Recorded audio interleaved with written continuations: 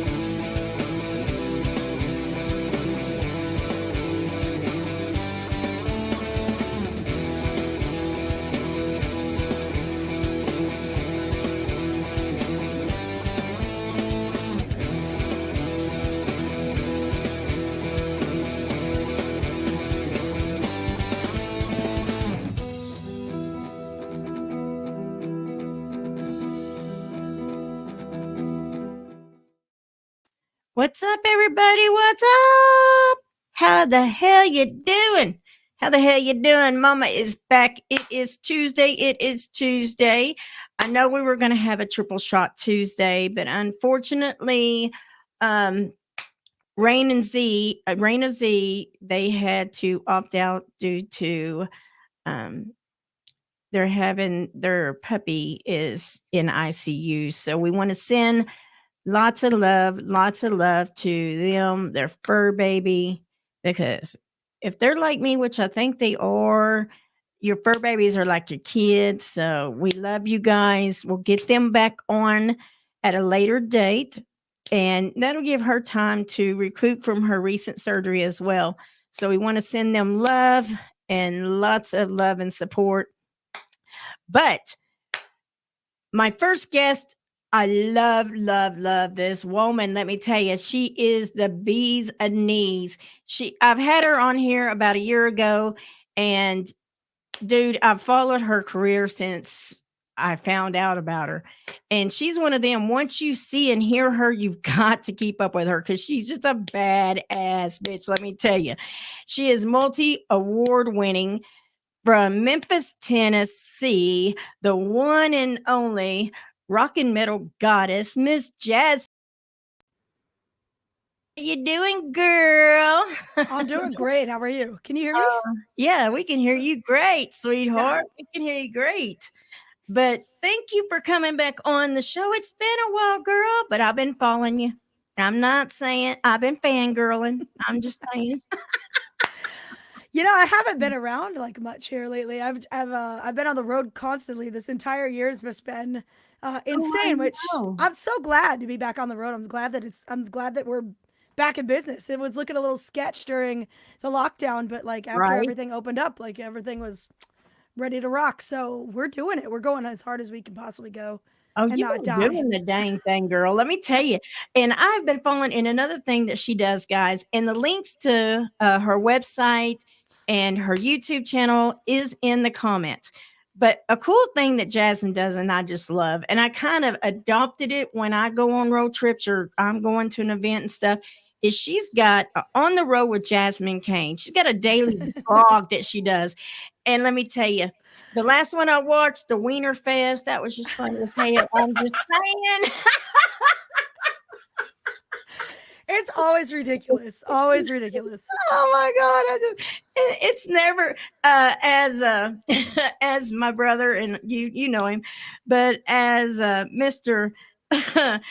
Oh gosh, I was just thinking, and I just had a brain fart. Don't you just love that? Oh, he's gonna kick my ass. He has East End sound. And anyway, he was like, he commented when I put the thing up, and he's like, there's never a dull moment with Jasmine Cain. And I was like, no, there isn't. Last time I had her on, she had me laughing so hard I almost peed my pants. Don't do that. We got a lot of viewers in here already. We want to say hi to Mr. Barry, hi to Rooster, and let's see. What's up, Barry?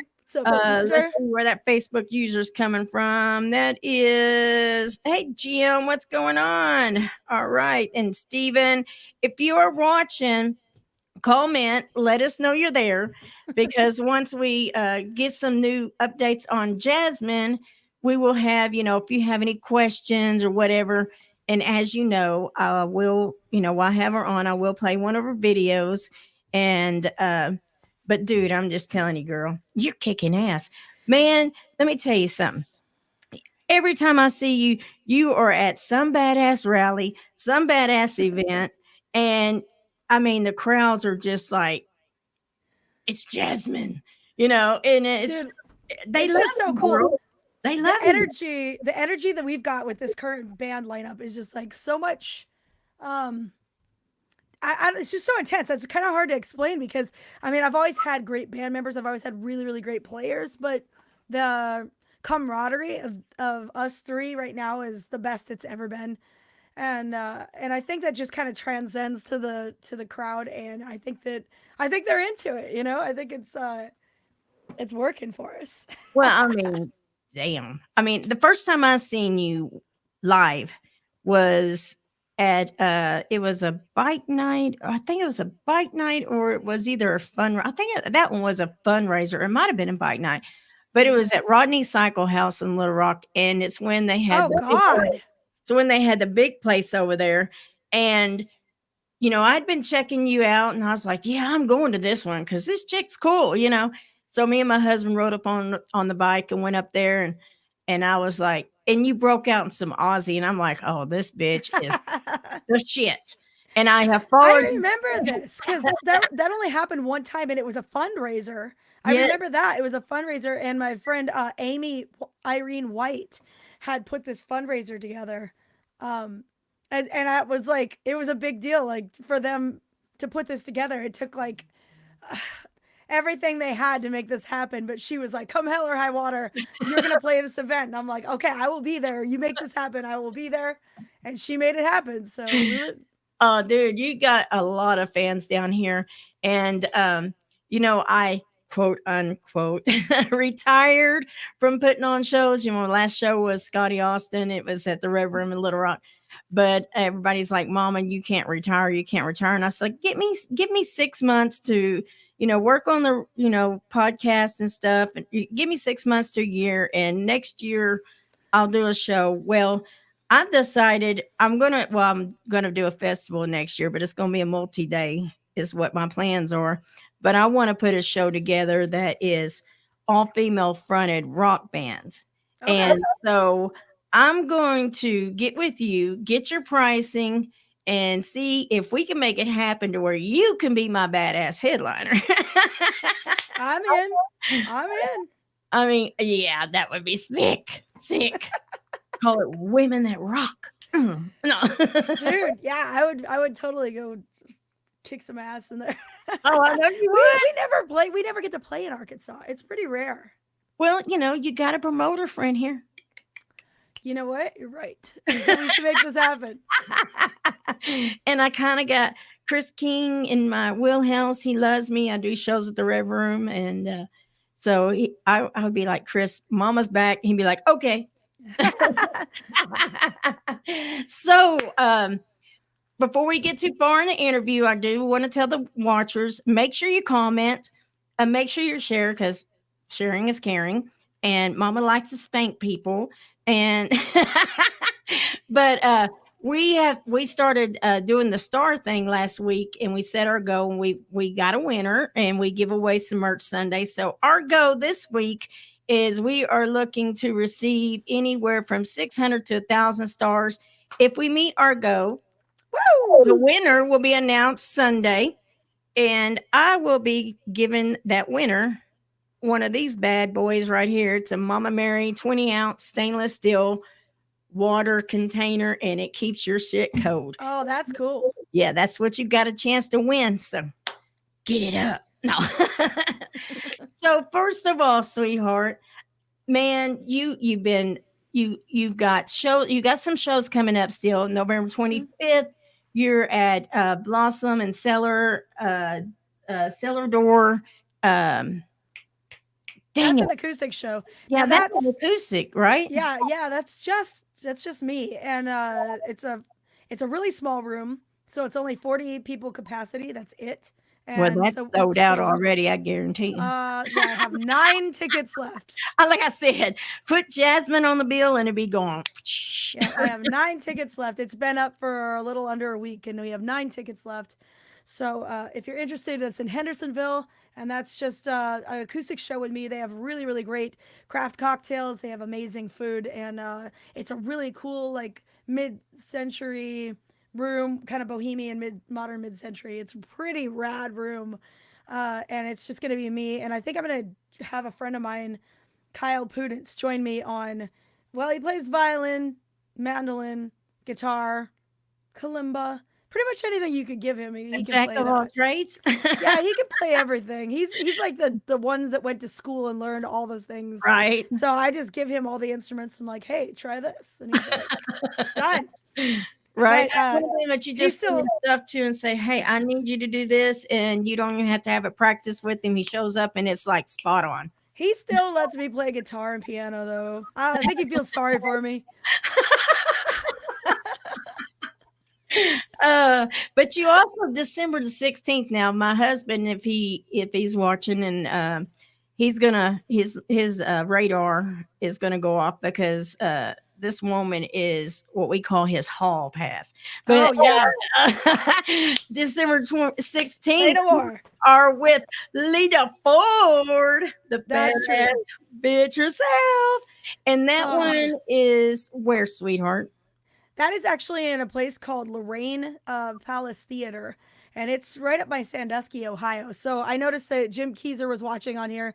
He says he always goes to see us in Ohio Bike Week, and so Jim, if you're up in that area, make sure you grab a ticket to that show because that's pretty awesome. I'm gonna try to reach out and just like randomly see if I can get in touch with her management at all and see if I could just even jam bass on one of her songs with her. You know, like, oh my God. I think it would be cool to just play a song with her. In your style with Lita. Oh my God. Well, I know she's done like duets and stuff before. Like she's worked, like she did some stuff with Lizzie Hale. You know, they did, I think they did Close My Eyes Forever. Mm-hmm. And they both played like the double guitar. It was really sick. That shit. Yeah, yeah. And I know she's done that like with other people. She's included them on that song. So, you know, maybe she'll let me get up and play some bass. Oh, dude, I'm telling you what, I would. You have a show where you actually can do that. I mean, I was actually looking to see how far it was from where I'm at because I was like, oh, my husband will be like, this is the best Christmas present ever. Oh yeah, no, it was gonna be awesome, and this is like the 3rd time I think that I've done a show with Lita. Right, so I've met her several times, so I think it's time for us to like try, and I don't think it would be anything for her. I mean, I think she would love to do something like that. I think she's kind of would be like, what took you so long to ask? Sorry, I couldn't get my management to get in touch with you. I am my management, by the way. So, for those that don't know who Jasmine Cain is, which you've been sleeping, we're going to go ahead and let you give a little background on Jasmine Cain and how you got started and all that, just to give a little fresher course and for the new viewers. So if they don't know, they will know, and Momma will shove you down their throat and make them love it. No. Damn. I'm very abrasive. I guess so. Eat it. Wow. Shit. Now, there's an inside joke here in Arkansas. They said if you want a show promoted, you need to send it to Momma because Momma will make people either show up because they want to or show up just to shut her the fuck up. Oh, my God. Whatever it takes, right? Whatever it takes. Right. Exactly. But give me a little background on you, sweetheart. Well, so I'm originally from Sturgis, South Dakota. That's where I was born. So it kind of came natural to get into the motorcycle circuit. I started doing, performing in bars and stuff when I was about 6 years old. Back then, you didn't have to be of age, of course, to play in a band as long as you weren't handling alcohol or anywhere near the bar. Like usually I would have to go outside on our breaks and just avoid the building altogether, which is cold in South Dakota. That's not always fun. Right. But, So, you know, I played in South Dakota for many, many years, and I made a decision that it was time to try to further my career. So I was going to make a move, and I was moving to Los Angeles. And kind of at the last second, um, Michael Ballard from Full Throttle Saloon basically just talked me into moving to Tennessee.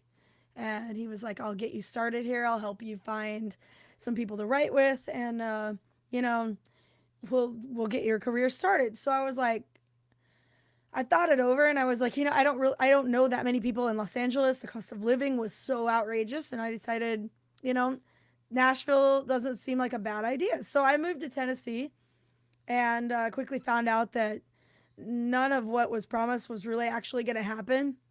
So I went on my own, and I just started kind of like beating down doors and meeting people. And, you know, I met some of the right people right out the gate. They helped me get established. And now, over the years, this next year is my 20th anniversary, by the way. And so Happy over the years, anniversary. thank you. And we are releasing a new album next year for its celebration. So there will be new music. We're going to do a double album. But up to date, I have released seven albums. I got 7 right up there on my wall. Of course. Oh, 7. You do? Yes. I was see when we interviewed you, you had just announced that you were putting out a limited amount, and that's all you were putting out. And so I messaged you. I'm like, I'm ordering one right now. Can you autograph it for me? And you're like, yeah, no problem, man. So yeah, it's right up there on my wall of fame. That's awesome. Yeah, we only did 300 of those, and they were gone and instantly. And I have people still ask me, like, where can I get one of those? I'm like, no. They're gone. Mine is treasured. It is locked up in the studio, and I dare somebody to mess with it. I wouldn't go in there. There's no way. But we did 7 albums on our own, self-released, of course, self-funded. Everything was taken care of. We just did it ourselves and got out there on the road. I'm self-managed. I'm self-booked. Do all the stuff myself, and it's a lot of work. And so I don't sit down much. I was prepping all of our Christmas packages right before I got on here. Your video where you actually have Jasmine Cain prayer candles that you were doing. Don't tell my grandma. Oh my God. I said she has coffee, she has prayer candles, she has all kinds of shit going on, and it's just, I mean, you got your. Don't you have your own moonshine or own beer? Wine. We have our own wines. Yeah. And we have our we did a couple of beers, you know, that we did with it. And I got to go brew some beer, which was cool. But yeah, we always come in with like new interesting merchandise ideas. The prayer candle is probably my one-way ticket straight to hell. But it's awesome. I mean, if Dolly Parton can have a prayer candle, and Betty White can have a prayer candle and be forgiven, I think I'm going to be okay. Why can't Jasmine? I think you're going to be okay. They're probably going to sell the hell out. I'm just saying, like everything else. Oh my goodness. Yes, we have the prayer candles, which are fairly new, and that, you know, because I have limited merch at that show at Blossom Cellar Door. That one, I will probably have tons of prayer candles there, and I also take them with me on my acoustic shows just because they look cool anyway on the set. So you can grab them there. We have our Christmas song that we released a couple years ago, and then we were in a really bad management position at that point. We had brought someone on to help with management, and they kind of took advantage and didn't really do everything they were supposed to, and then upon their exit, they just kind of went ahead and made sure that we never had any success on our Christmas song that we released, period. No way, no how. But you can still check it out, and you can download it off of our website at jasminecain.com, or you could stream it on Spotify. It's called Fairy Tale of New York. And we actually have Christmas ornaments with the lyrics of Fairy Tale of New York. And now it's actually another cool idea. Yeah, it's an Irish drinking song. It's the only Christmas song I've ever recorded, because I was like, the first line of the song is "'Twas Christmas morning in the drunk tank," and I was like, this is a Christmas song I can get behind. I'm into that. This morning in a drunk tank, she said, "This is a song I can get behind." That's right. Hell yeah! I was like, "That's my kind of Christmas song right there." That's what That's what happens after Christmas. Now, what do you mean after? Girl, that's been happening all year. Because all year long, every day, all day. Dude, I sing this song year round because you can. Right. Mr. Barry Moore says, "Can I purchase an autographed guitar?" Well, that's an interesting question. I mean, like, are you trying to buy one of my guitars, or do you want me to buy a guitar and have it autographed? Well, what you need to do, Barry, is you need to message her and let her know if you're wanting to like buy a guitar, send it to her and have her autograph it and whatever, pay her to do that, or you want to, want to know if she has like an old guitar that you want to sell with her autograph. I don't know. You gotta talk to her about that, sir. A little more info, please. Send me a message and I will definitely get with you on it. I can do many different things. I can speak to our current sponsors, our endorsement companies, and see if I can purchase a guitar from them at artist cost, which would be, much cheaper for you that way. Or, we could find something else maybe a little less expensive and just go that route. Either way, I'm willing to work with you. Whatever you want to do. I love it. Good. She'll take care of you, whatever it is. J.A. says, "I dry hop that." I know. So he's hilarious. He's a friend of mine from Florida, and he always has the coolest t-shirts. Like the first time I met him, he was wearing the "I support single moms" t-shirt with the stripper. And I think he has that one. I think he has the I heard what you'd do for a Klondike bar shirt. He has the best t-shirts. Oh gosh. Steve says Jasmine Cain is the hardest working woman I know. She is one of the hardest working artists. I have followed many artists, and there's a lot of great artists that are out there working their tails off, but this woman never stops. Oh my gosh. Steve is a really good friend. Steve and Becky are really great friends of ours. They're coming to see us at the Lorraine Palace Theater with Lita. So we'll see them there for sure. And Mr. Barry says, "Love it. Thank you." And he will be sending you a message. Hell yeah. Let's go. Let's do it.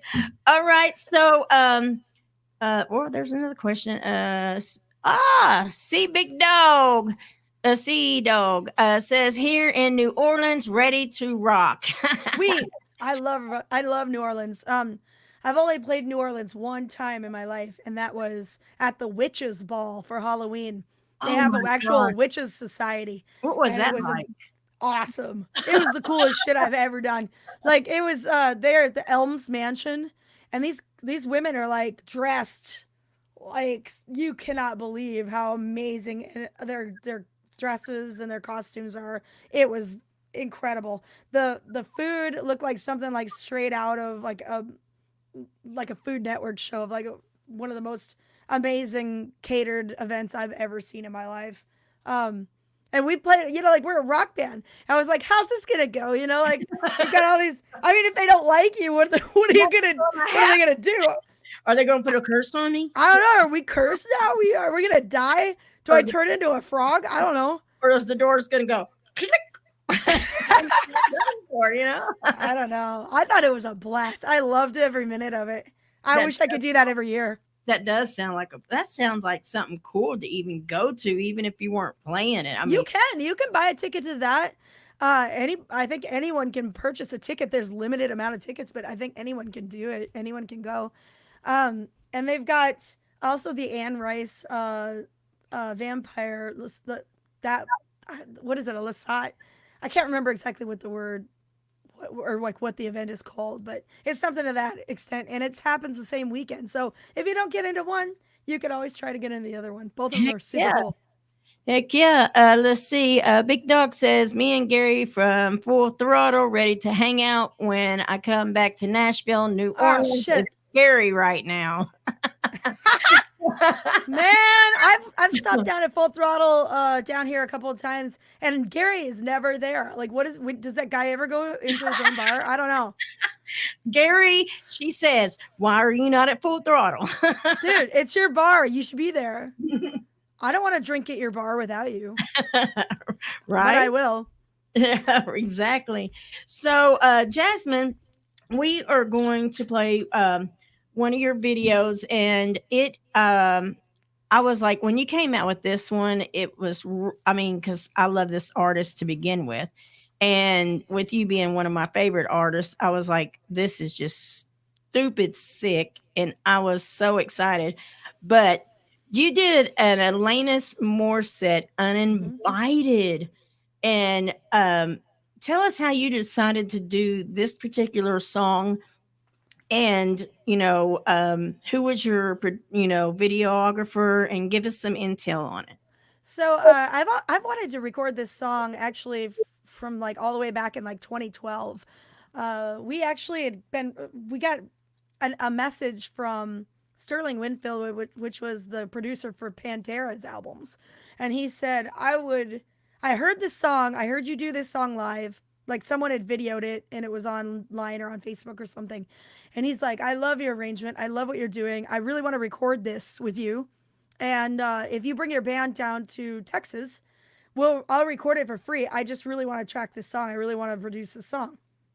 And so I was like, holy shit, this is an opportunity of a lifetime. And I tried to convince my band to go down to Texas and do this. And at the time, they were just all about the money, and there was no money. So they were like, sorry, no pay, and we're not going. And so I never did it. And I always regretted that.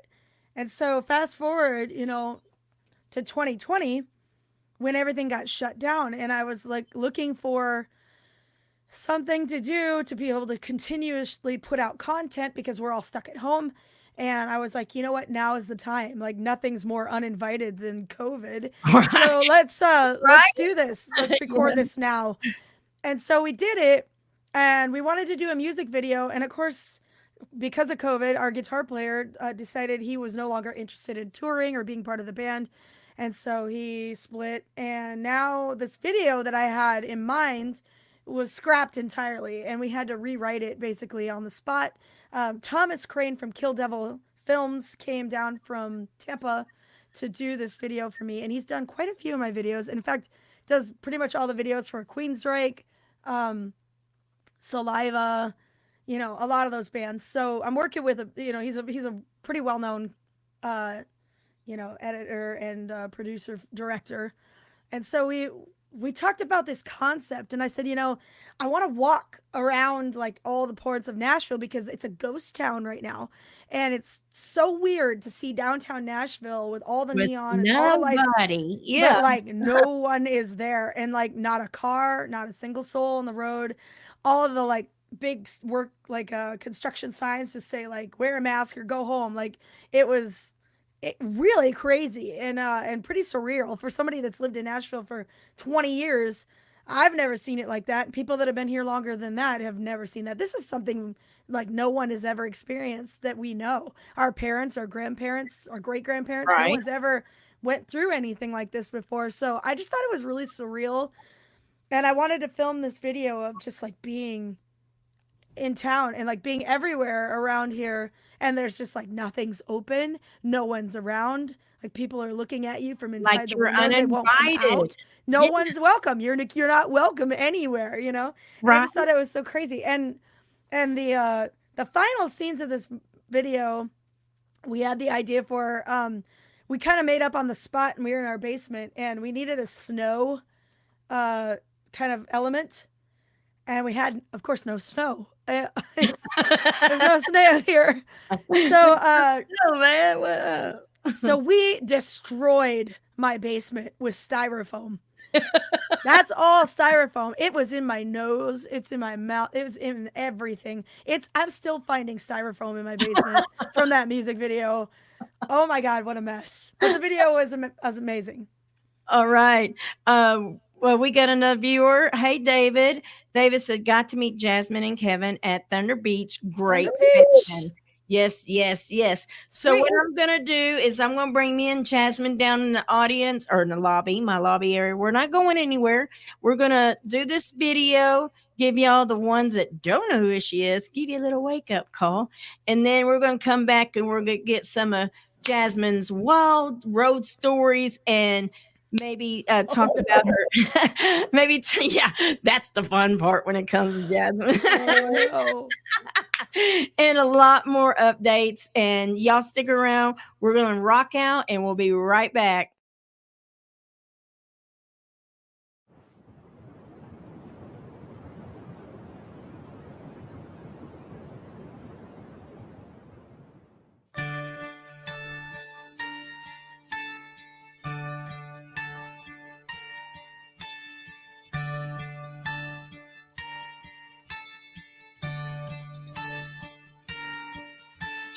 Like anyone would be, I am flattered by your fascination with me.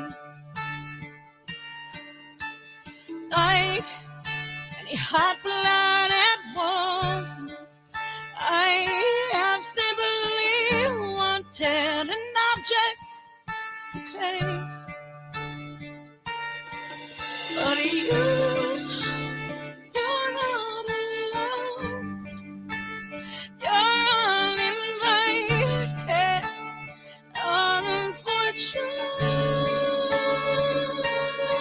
Slide.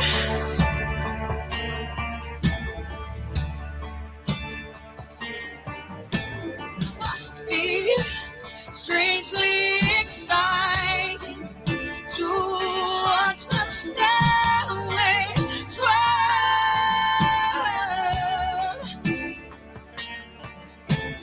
Must be someone daring to watch and burn me, share and burn.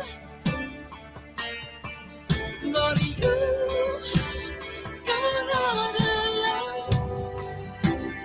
You're uninvited, unfortunate. Slide.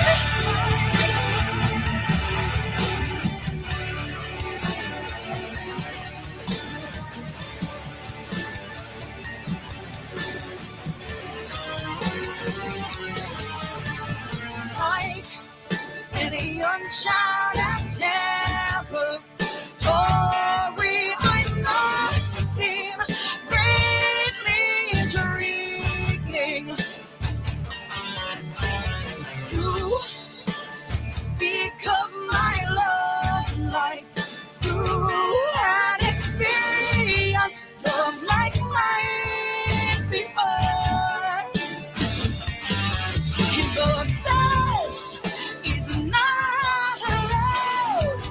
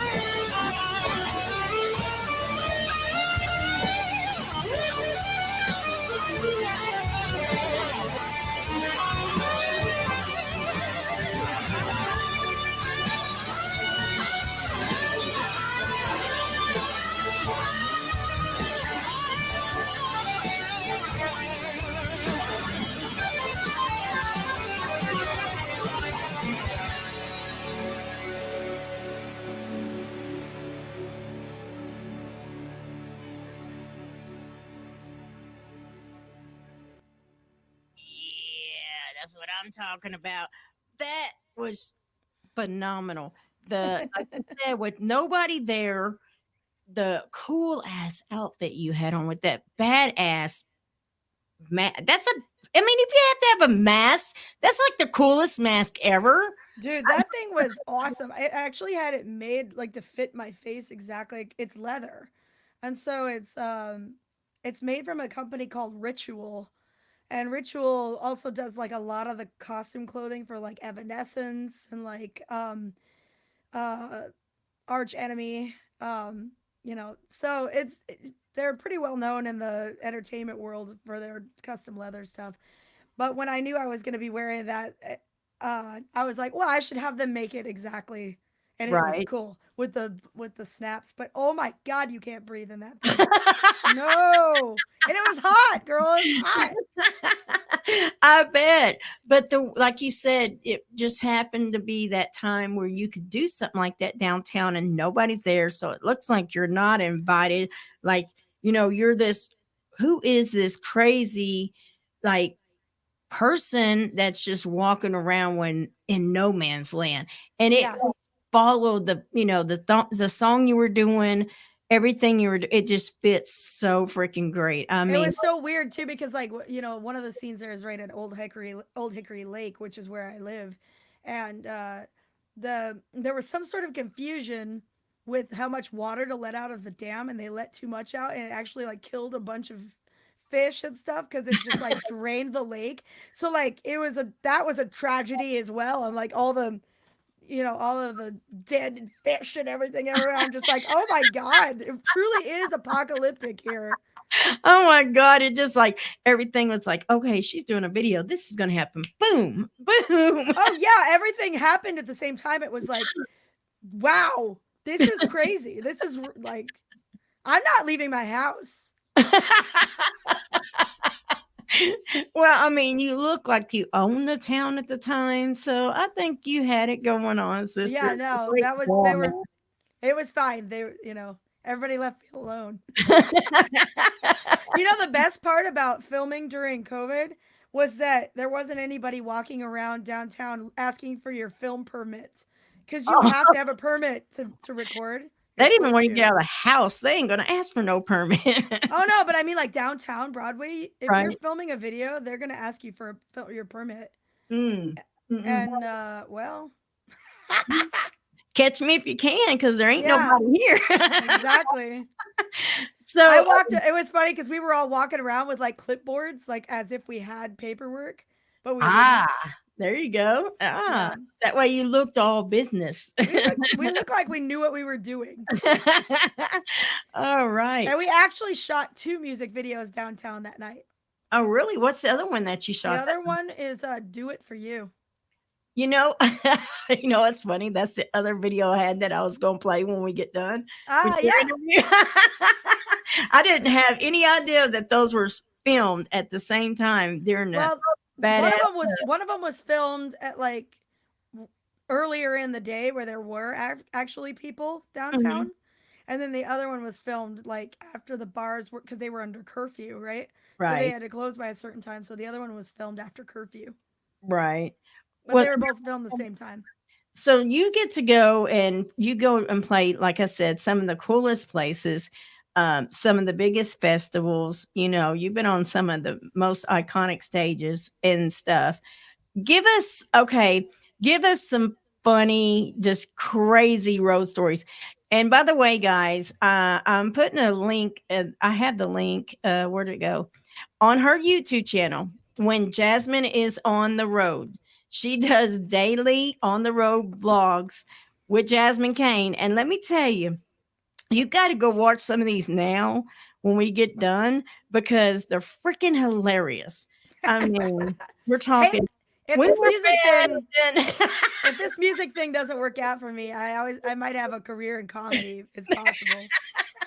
I mean, it's just awesome. Hey, Mary, how you doing, sweetie? She says, hi, Jasmine and Mama Mary. Mary is down in Daytona. Well, welcome. Holly Hill. Welcome aboard. Welcome aboard. So I know you played all the big rallies and stuff this past year. And I think when I interviewed you last time, you were just coming off of Sturgis and you had some of the funniest damn stories. I think last Oh, year you were no. telling me about some guy that was stalking you. Uh, and at that one. And so give us some of your on the I road. can't tell you any of these stories from Sturgis. What happens in Sturgis stays in Stays in Sturgis. You can't- Sturgis, right? You can't tell people what you saw. It would, first of all, how many people are watching this? 10, it says over here. You would have 1, maybe, and it would be me. Like, that's it. Hey, there's Stardust. What's up? Hey, Stardust, how's it going, sweetheart? Hey, She's in South Dakota. She knows what happened at Sturgis. She's not telling either. What's the coolest? What's in your as so far in your history of doing this professional, sweetheart? What is the most coolest event or show or artist that you have been able to share the stage with or be on the bill with that just you were like me when I was like, yeah, I'll get Jasmine on here fangirling. But what is the a couple of the artists that just blew you away when that opportunity arose for you? I think this year probably one of the most impressive shows that we got to do was there. Chevelle was really amazing, and what was odd is that it was in Ocean City, and I think a lot of the like motorcycle clientele didn't get it because it's a little bit progressive maybe for that audience. I mean, they recognize a few of the songs, like the Red and um and stuff like that. But like there's just like there was I guess they just probably weren't as familiar with Chevelle. But that was the band that I was like the most excited to see, and they did not disappoint. They were really great. Disturbed was Oh my phenomenal. gosh. Yes. They were phenomenal. Yes. They're And watching like them all, because we got to watch their show from like side stage. So we I don't know if you know this or not, but we have like a Patreon page, right? So Okay. our Patreon page is, and I guess I can hold on. I think I can comment here. Yeah, And I share in can the just- comments, sister. That's the only link that I do not have in the comments. So yeah, we definitely want that in. Oh, it's coming up from Southern Dirt Coalition. I'm on Kevin's computer. He's like 10 different things. But so Patreon channel shows like whenever I'm side stage for any of these major concerts, I usually film like the first 3 songs and then put those up for our Patreon members to check out, so that you get to see them like backstage hanging. Maybe they're like pregame rituals, whatever they do before they go on stage. And then like, of course, I watch everything kind of from the monitor desk, which is basically Grand Central Station, because like any communication that needs to be happening, like the battery went out on the in-ears on their monitors, Right. or like the guitar just died, or whatever happens, it gets communicated to the monitor desk. And so like there's all this action that's happening over there the whole time, but from the audience standpoint, you don't see it, you don't know it. So it's kind of just like an interesting Kind of a behind the scenes, yeah, another part of the Jasmine Cain on the road kind of thing, but a behind the scenes extra for your Patreon exactly. subscribers. In which, guys, the link's in there, and I will share the link as well when I get off here tonight. But for you that don't know, when you're a do-it-yourself band and you're out there hitting the road, there are several ways that these artists make money. It's merchandise, Patreon, different stuff like that. And so you can become a Patreon subscriber. And when you get on their Patreon, they got different levels that you can, do your monthly subscription for, and you get stuff that no one else sees. You Yep. get special things that no one else gets. Like And right now we're recording, we're writing and getting ready to record our new album. And when that happens, I'm actually posting sound clips of the new songs on there that no one else is going to hear until it's done. And So, see, but if that you're means if you're on Mama's gonna Patreon, have to get on there, and I'm gonna have to sign up because I like that kind of stuff. no, it's cool because it's just like you're getting to see us in the actual creative process of writing the stuff, and our writing process is a little bit it's pretty energetic actually. It's like nobody's like just sitting down like thinking about it. Like everybody's up like grabbing random instruments and like jumping around. We're playing like there's like kazoos.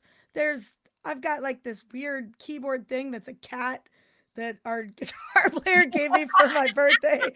It makes meow sounds. We're gonna play that. I think it's just ridiculous, but it all works and it actually creates like this really amazing I don't know, track, you know, and we loop it and then we come up with these lyrical ideas and we throw them out there and it like turns out to be really badass.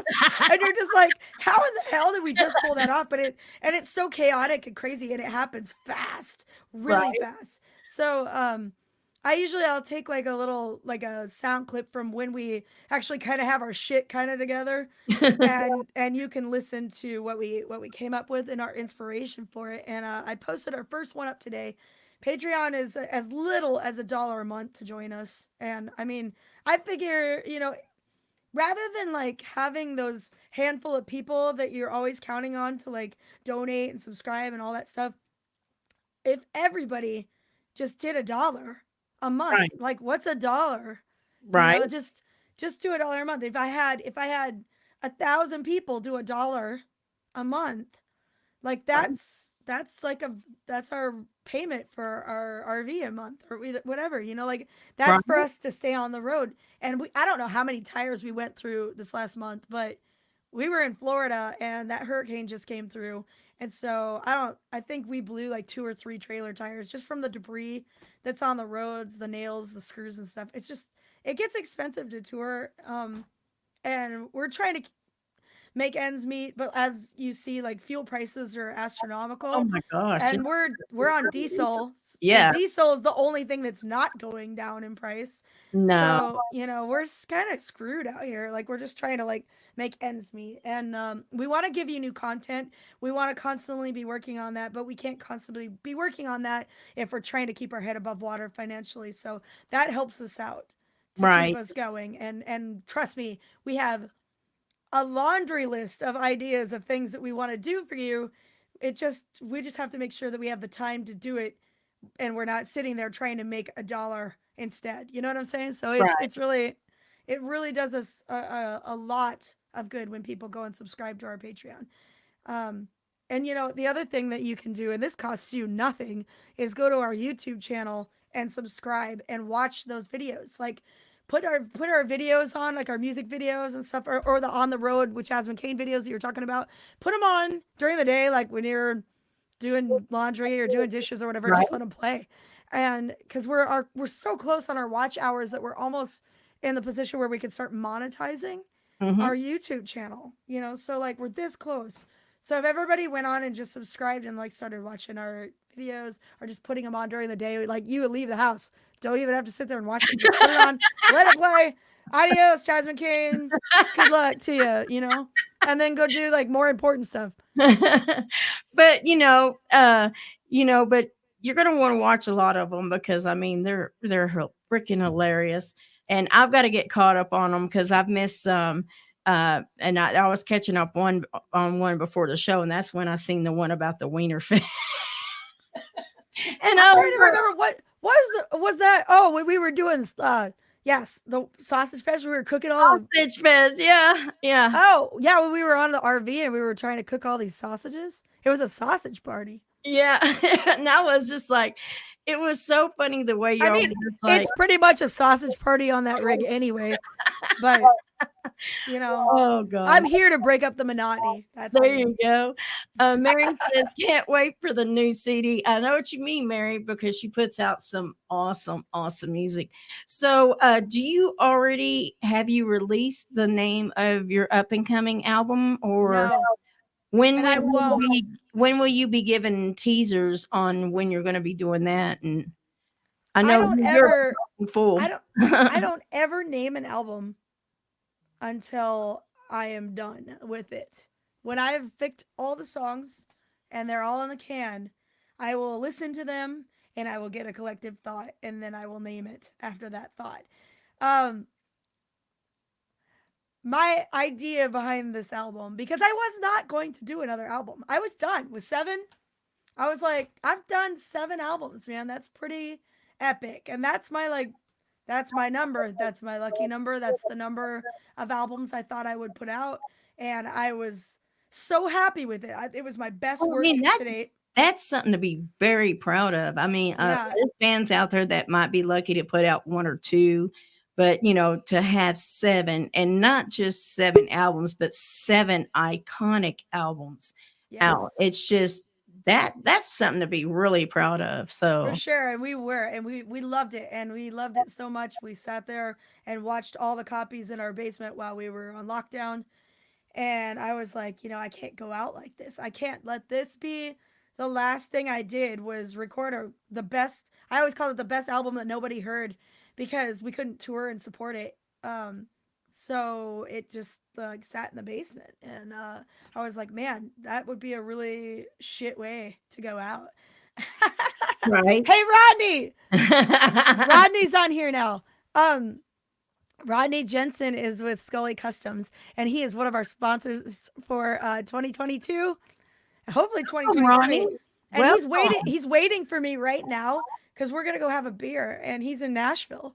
Awesome. Well, y'all have fun with your beer, and welcome Rodney. And you picked a really great person to sponsor. I'm just saying. So what would you like to tell your fans about what's to come for Jasmine Cain, and what to look out for before we let you loose, so you and Rodney can go hang out with and have a cold one. Hell yeah. Well, like I said, next year is my 20th anniversary since I started this whole project and moved to Nashville. I have several things in mind. There's going to be obviously a double album, 20 songs to celebrate 20 years. I am also doing some limited edition vinyl. That'll be a double album as well. Same thing as we did for 7. So you'll have to grab those while the getting's good, because we will not have many. We'll be watching the day you release. Start from now. I'll be like, we are working on a documentary.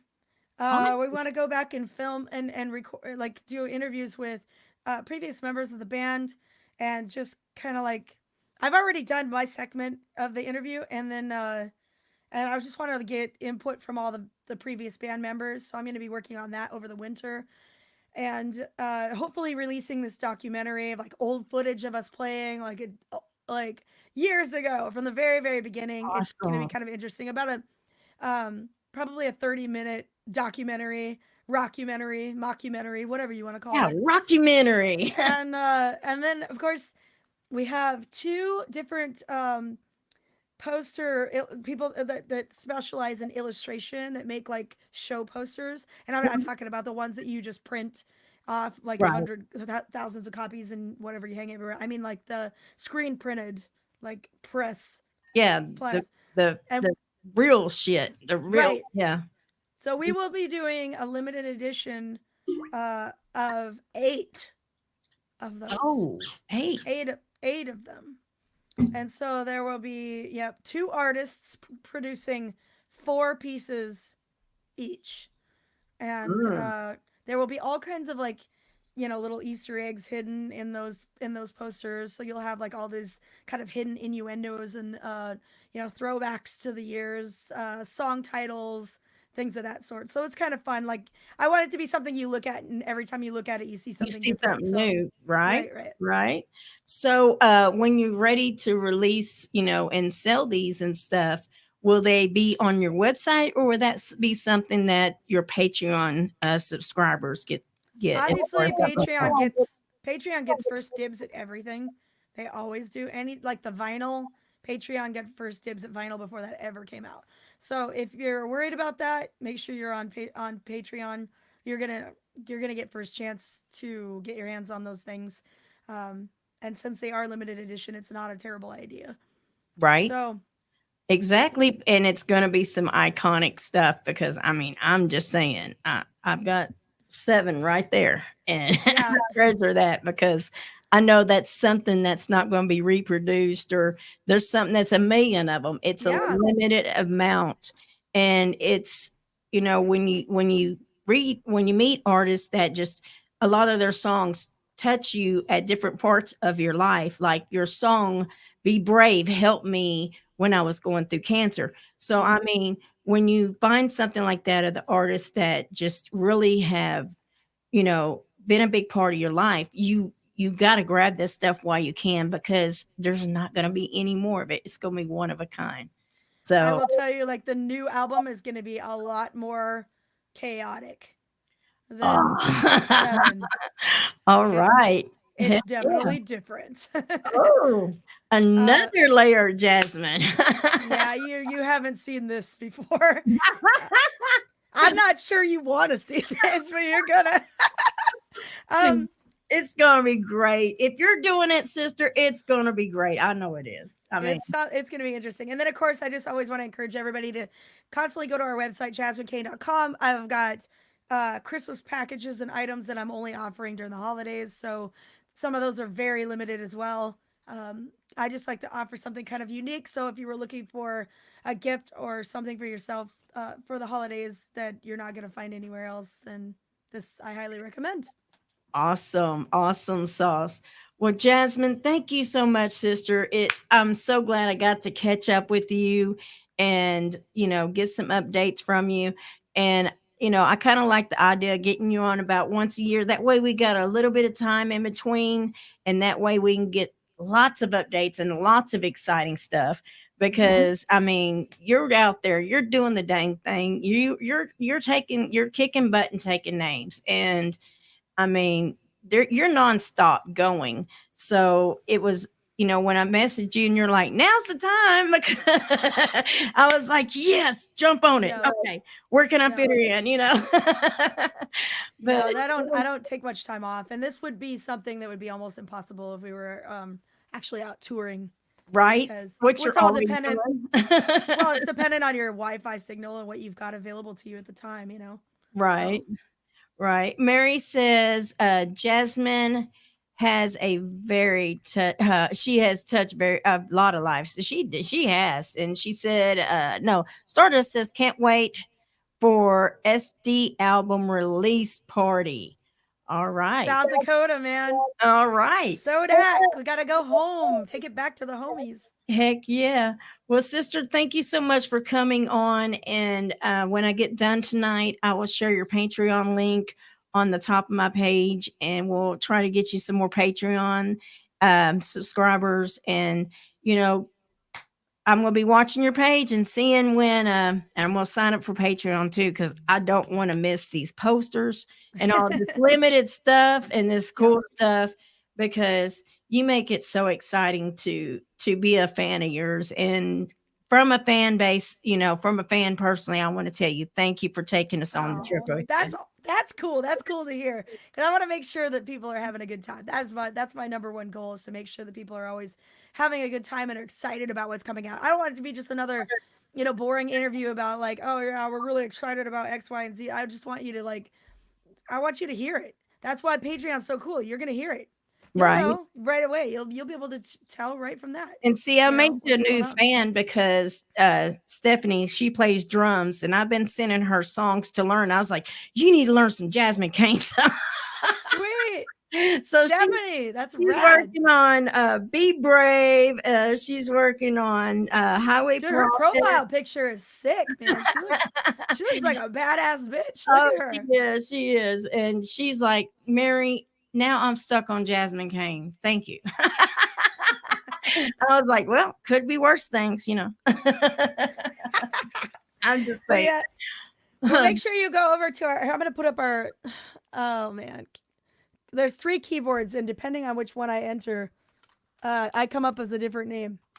So I'm just going to put up my YouTube channel on here too, because I want you guys to go and subscribe. It costs you nothing. Throw on those videos as you're, doing other things.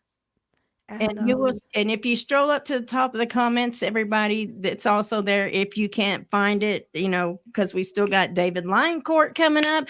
But if you don't find the Southern Dirt Coalition, you go to the top and it's right up there as well. And I will make sure I put our Patreon up there as well. hell yes.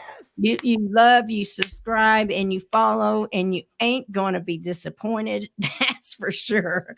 That's for sure. Do the things. Do all the things. Yeah, do all the things because she's a badass and you just love her. And yeah, she's cool. I'm so glad to have you on, sister. And I can't wait to see what's next for Jasmine because I know it's going to be awesome. It's going to be sick. Well, you go have your beer with your friend and your sponsor. Y'all have one for me. And thank you, sister, for coming on. And we look forward to having you on next year and getting some more updates. And when I see that, you have something, like you said, you're one of a kinds that you happen to share on your Facebook and letting everybody know, go to the Patreon because it's up. I will share that as well and help get the word out for you. You rock. Thank you so much, Mama Mary. Have a good one. Bye. Bye, girl. Peace out. I just love her. She is awesome. She's so down to earth, and she is such a killer person inside and out and such a great musician. And so, like I said, go subscribe to her YouTube. Go like her Patreon. Hit that subscribe button. Like you said, it's as low as $1 a month. And, all that, like she says, all that goes to help bring you new stuff and help keep them going and help them keep being able to do what they're doing and rocking out for you. So do it because Mama said so. So, I know, Barry, she's really cool. Well, down in my lobby, I see him down there. I see him. We got none other. Let me get the banner for him up real quick.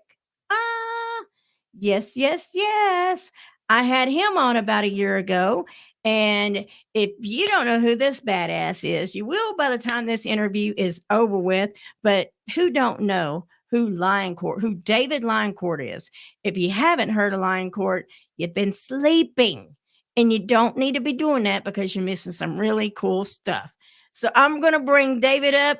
Hey, David, what's up, brother? What's happening? Thank you for having me. Oh, no problem. Welcome. Thank you. I love the room, dude. That is killer. Thank you. This is my little home studio. So this is where all the Lioncourt stuff gets, the pre-production stuff all happens in here. Heck yeah. So how the heck you been doing, brother? Good. I mean, I have definitely been busy since we spoke last. I think when I talked to you the last time, I had just put out the American Scream, which I believe I did that in May. Mm-hmm. So it's been a lot of things happening running in the background. I fired up Lioncourt again. I got 2 new guys in the band since we spoke last time. So a lot of things, working on new singles, working on new music videos, new shows coming out for 2023.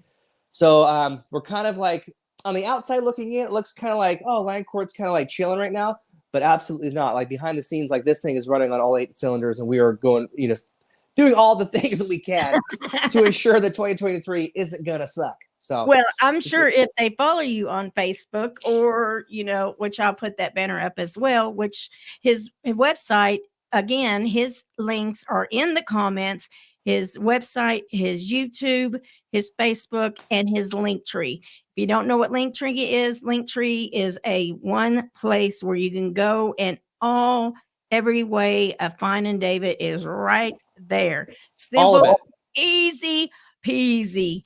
But if you go to his Facebook or his YouTube, you can, he's been doing videos giving you updates. Your first show back from COVID, you were like with Power Man 5000, weren't you? Yes. That was a great show. It was a good time. And you did a show before that with Tommy Bex.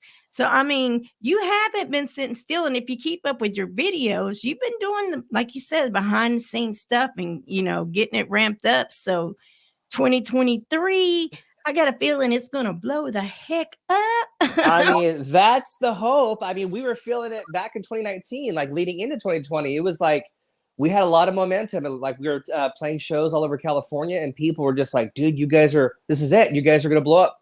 Like it's going to be, you know, and then obviously we all know what happened in March of 2020. So it's been kind of like this cycle of trying to, you know, get the fire back a little bit, you know, kind of capture that momentum.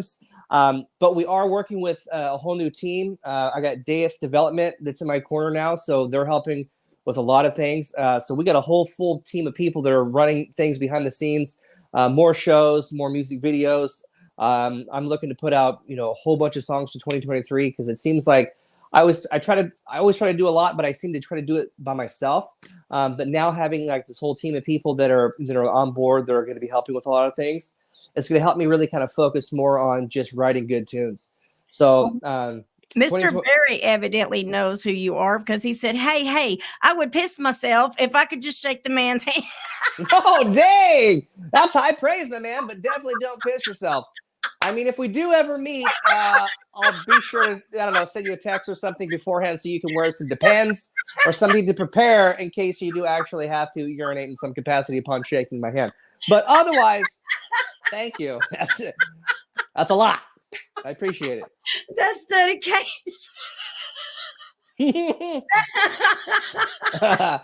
Nice. Dang, Mr. Berry. Mr. Berry's coming in hot tonight. Yeah, he is. Joe Link says, love them and love the shirt you're wearing. Of course you do. It's from our band, Sister Rock. And Barry said, laughing my bucket. Nice. You hurting Mama's chest here now. Good times. Wow, that's funny. That's dedication. So, for those that one of the things I was going to do before we get too far in the interview and, you know, and find out some behind the scenes stuff, I did have, let's see, matter of fact, one of the songs I did have up, I think when I interviewed you last time, American Screams was fixing to come out. I don't think it had dropped yet. Did it? Maybe not. Yeah, I don't think it had dropped yet because when I went and looked up, you know, videos and stuff, I was like, wait a minute, why have I missed this one? And I was like, how in the hell did I miss this one? Because, I mean, I love your videos, first of all, because, you know, and we'll talk about more about the image and the wild, just wild. It's just, you're just wild. And I love it. I just love it. The music and everything. Well, thank you. But for those that don't know, we're going to give them a little taste of David Lioncourt with the American Scream. So give us a little background on this one. Like, you know, where was this filmed? What's the background on this song? And, you know, just give us a little skinny on it. All right. Well, so this was actually filmed in a local bar in the town I live in. I was looking for locations and I just like walked in and said, hey, do you think you guys could be open around 5 a.m. so I can shoot a music video in here? And they were like, absolutely. Yes, we can do that. So that was awesome. I, you know, thanks to them for allowing me to do that. And the song is pretty much, I wrote this during the pandemic in 2020. So like when everything was shut down and nobody could do anything and no one was seeing anybody and we all lived, you know, online just to, you know, have conversations. This was kind of like where I was at, you know, just like my perception on everything, you know, being in California, you know, watching the news like everybody else. So this is kind of what came of that. All right. All right. Well, me and David's going to go down the lobby. We're going to let y'all rock out to American Scream. In the comments, I just put the YouTube link so you can go like and follow him. But we are going to rock out and we'll be right back up. So y'all don't go anywhere and we'll be right back.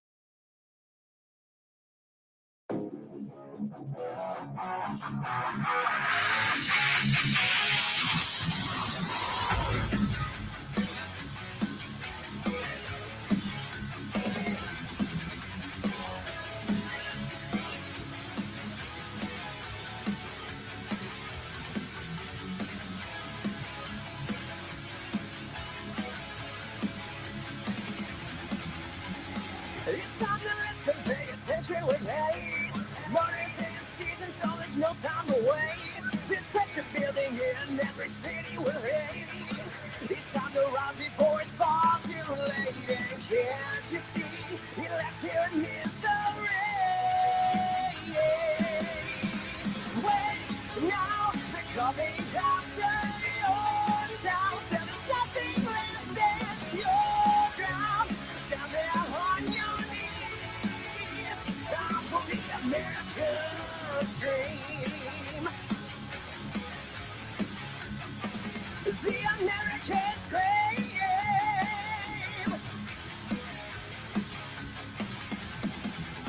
Riddle on a wire, Tim and lost in the news. Propaganda, pirate silence, those are the truth. There's money to be made, but the cure is for you. The only question, who is who, and can't you see, electric misery? Wait, now they're coming after your town. Till there's nothing left in your ground. Down there on your knees. Time for the American way. Now they're coming after your town. Till there's nothing left in your ground. Down there on your knees. Time for the American dream. The American scream. The American dream.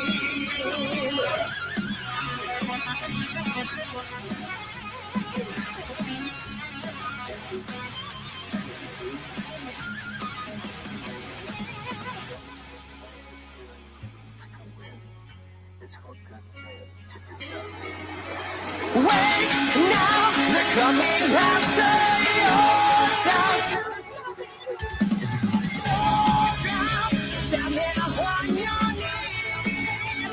Time for the American way. Now they're coming after your town. Till there's nothing left in your ground. Down there on your knees. Time for the American dream. The American scream. The American scream. Love your vocals, man. I mean, god dang. Thank you. That drop down, I was like, okay. And then it's like, nope. Pew! And I'm like, go again. It's all about having fun, man. Just that high octane rock and roll stuff. You know, keep the beat, keep everything driving, having a good time. Dude, I mean, it is, I mean, dang.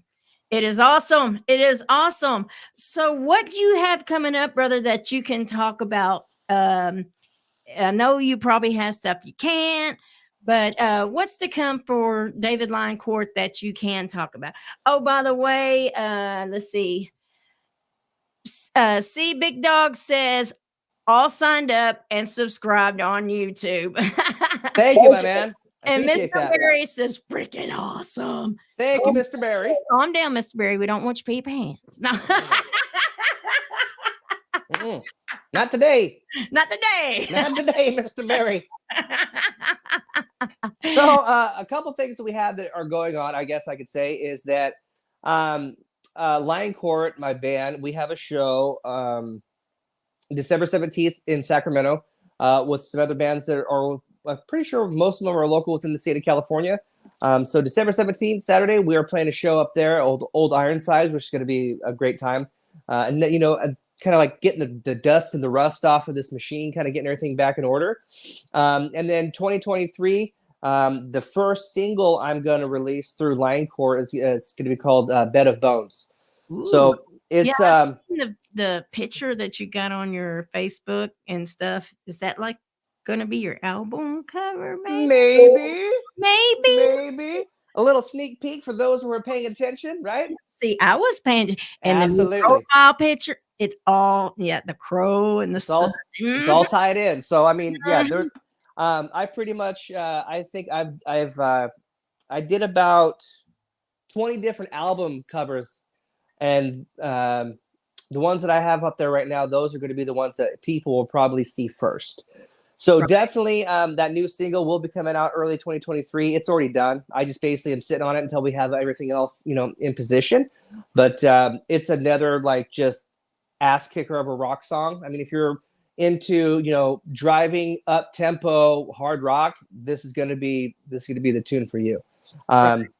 And it's just a lot of fun, man. I think this is also on this new song. It's going to be the highest I've ever sang on any track, on any recorded track. So you get even higher. Fun. Yeah, it's fun, man. It's fun. Okay. I was fixing, when I was listening to that song, I was like, who his range that he could probably meet those notes and they could probably go neck and neck. And that is the lead singer for Steelheart, that real high. Oh, yeah. Yes. And I was like, I don't see him getting, how can he get that high? And now you're telling me you're getting higher. Well, I mean, you got to give us some secrets here. How do you take care of your vocals and voice? What is your trick? So, I mean, for me, and when it comes to vocals, like with Steelheart, right? I grew up singing Steelheart in Queensryche. Like I, would sing all of Operation Mindcrane or like Iron Maiden, Skid Row's first 2 records. So 80s rock for me, that was like my dad's generation of stuff. And so that's what I was really exposed to.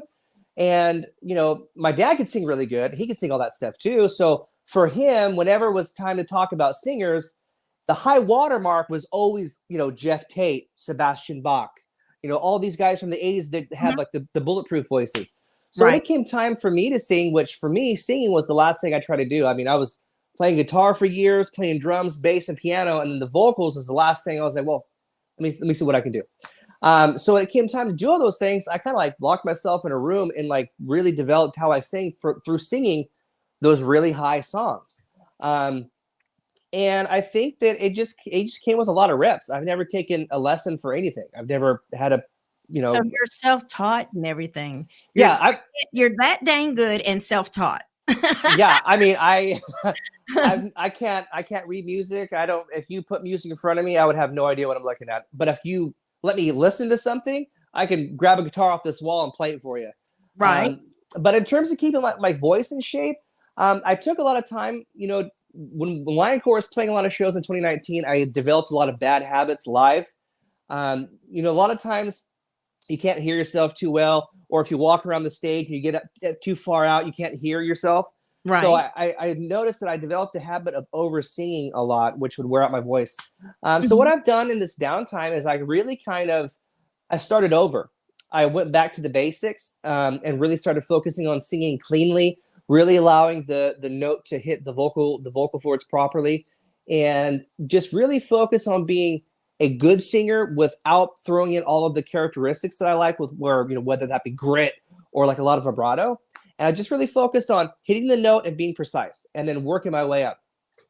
And singing a lot of those 80s rock songs, man, that's where I keep my voice in check, singing, Queen of the Reich or Take Hold the Flame or I Remember You.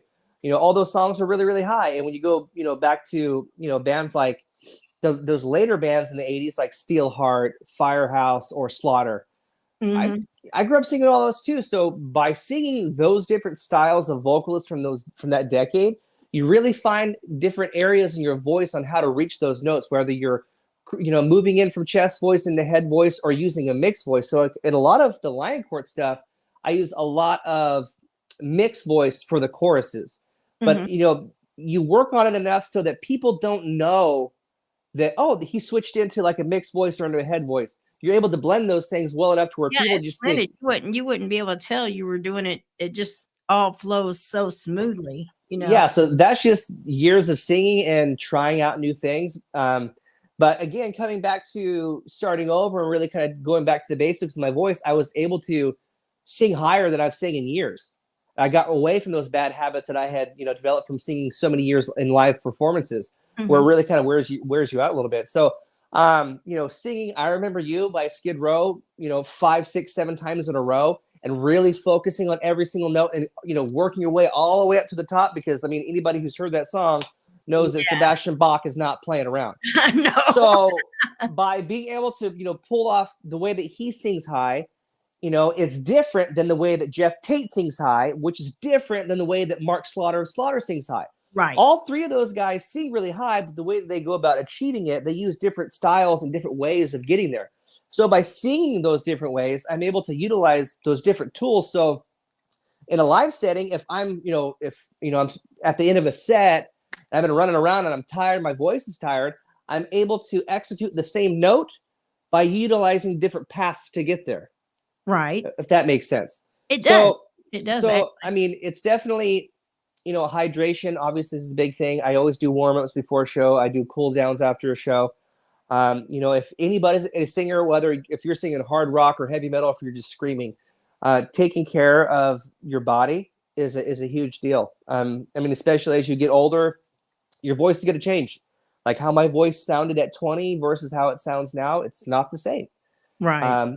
So the older you get, the more care it needs to be taken in order to really go out there and have the confidence of standing in front of a room of strangers for an hour and being able to know in the back of your mind, I'm going to hit every fucking note, no matter where I'm at, no matter what song we play, I'm going to nail it.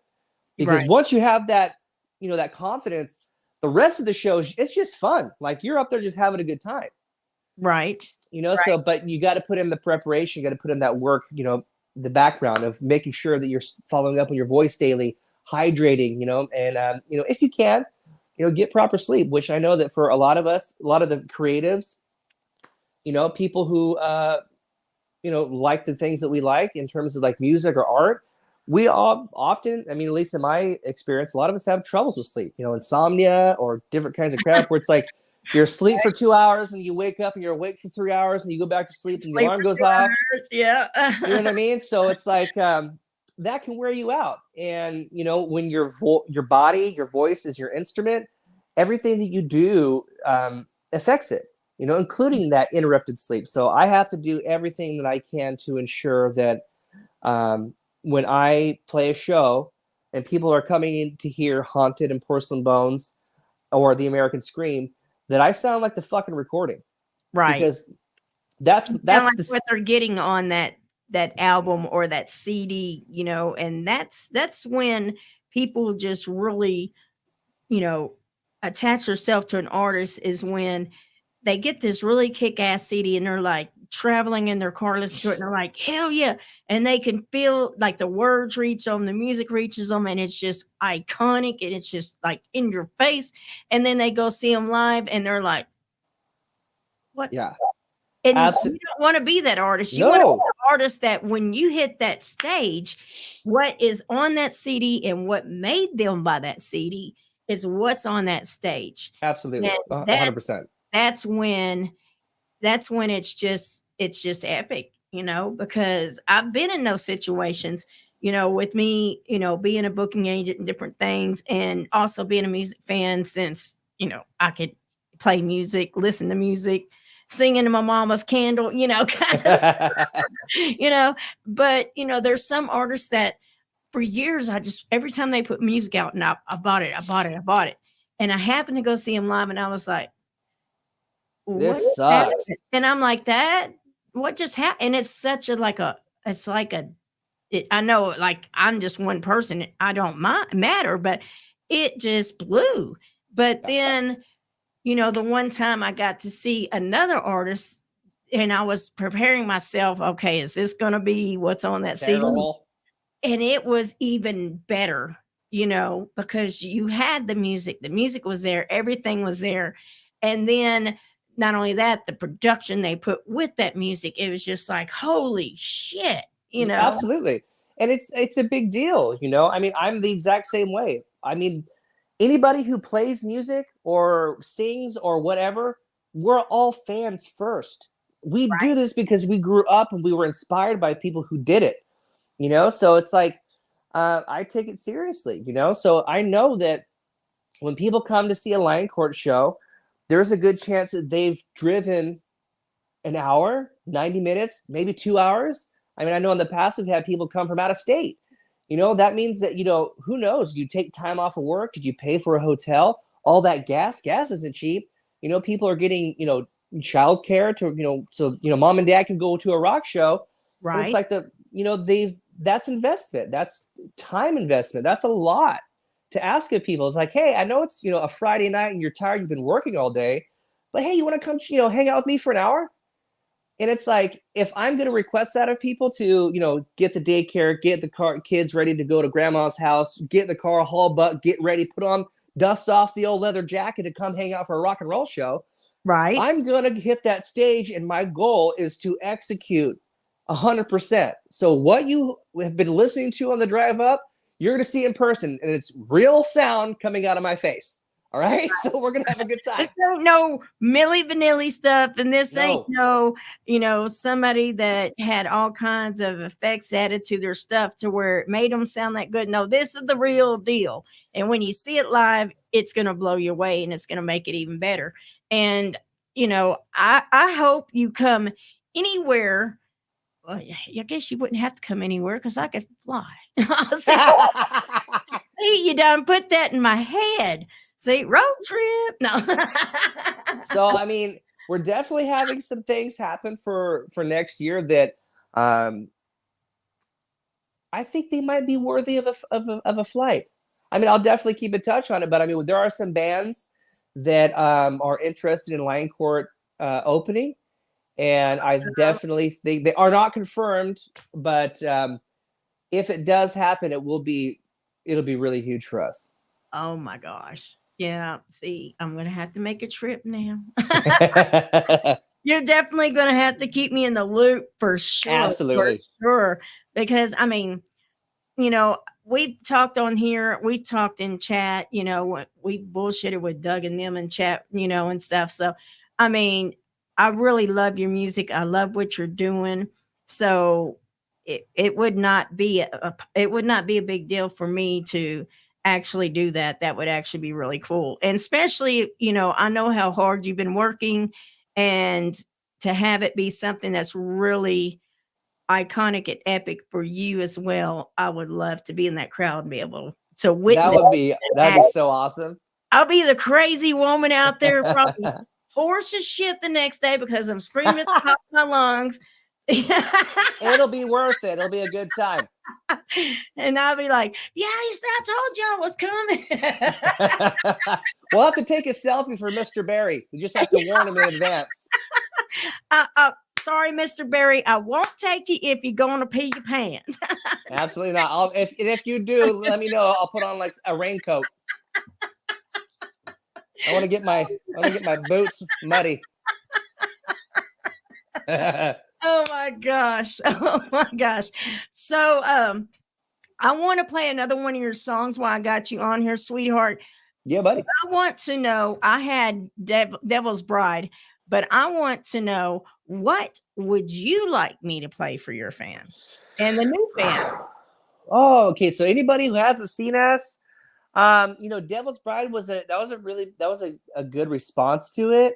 I know that in a live setting, the older crowd, the people who've been around for a while watching us, I know they always like they're big fans of Haunted and Porcelain Bones, but I think the Devil's Bride is probably the best one to show. It's like the middle of the road. It's like you're gonna see because what you showed with the David LIONCOURT American Scream, that was me and two of the guys in LIONCOURT doing David LIONCOURT.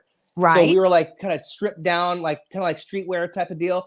But LIONCOURT itself, the band, it's all anthemic and like physically themed in the macabre and like gnarly. So I think that Devil's Bride is a perfect representation of aesthetically what is at the heart of what LIONCOURT is. And when we get done with this video, we will find out why and how this image and this badassery came across and made you want to be like this. Because I'm telling you what, if I seen you walking down the road like this in this video, I would be scared shitless. But if I knew who you were, it's cool as shit. I'm just saying. I mean, it's a epic idea. It's just cool. But guys, so me and him's gonna go down the lobby and we're gonna rock out to Devil's Bride. But I want you to give us a background on this song. Like, how did Devil's Bride happen? Well, so it started off as just like that opening riff that people will see. It's like the first riff of the song. I started off with that. I had it sitting on the couch and I was just riffing on that. And I was like, okay, where does this need to go? And within, you know, I don't know how long, like maybe an hour or so, I had pretty much written all the music for it. And then when it came time to writing lyrics, you know, I kind of wanted to get creative with, you know, the relationship gone bad type of deal. But I didn't want it to be so on the nose in terms of guy meets girl, girl tries to kill guy. So like Let's what do it LIONCOURT way. so what the song is actually about is it's basically about depression and anxiety. You know, like anybody who's suffered from either of those things, like you kind of know, especially if you're going through like a, you know, maybe like a little bit of mania, you can kind of feel it come on to where you have like these elevated states of feeling like everything's great, I'm going to conquer the world, followed by I'm fucking tired, I'm exhausted, this isn't good enough, right? So you're constantly, you know, combating those two frames of thought. And I have found that through my own journey with it, that I have moments where I know when either of those things is about to begin, like those phases, right? And either of those phases can last a few days to maybe a couple weeks. But I really kind of wanted to set the stage in terms of, you know, battling with those types of things and the doom of knowing that something is coming and there's nothing you can do about it. You just kind of fucking hold on for dear life and hope for the best. And before we do the video, I want to remind y'all, the ones that just started watching, don't forget to send those stars. Our goal tonight is 600. If we reach our 600's goal, you have a chance to go in a drawing to win one of Mama Mary's Music Mayhem 20-ounce stainless steel metal water bottles. Badass. But we're going to do this video and we're going to take y'all out rocking, and then we're going to come back and we're going to get the skinny, even the more of the skinny on it. So here we go.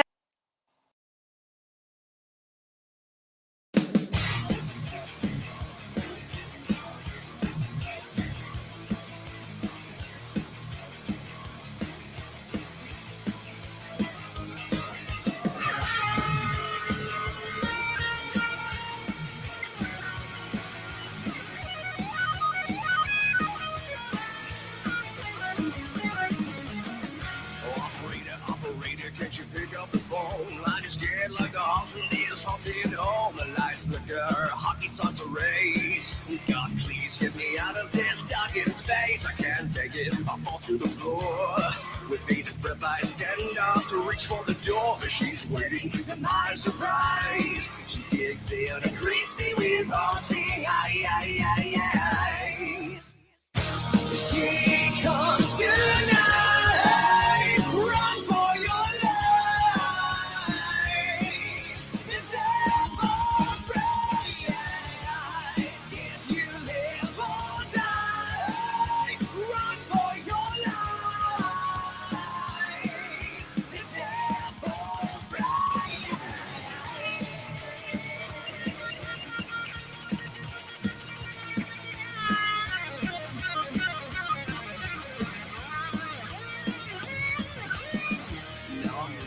Cannot move, just a flying a web for her to consume. Now I'm screaming up toward the sky while she whispers these things inside my mind. Can you feel it? Can you scream it some more? My darling love, my hands on war. The sense of dance, so cruel in the dark. I'm here to stand, give me everything that you got. She comes tonight. Run for your life. This devil's bright. If you live or die, run for your life. The devil's bright.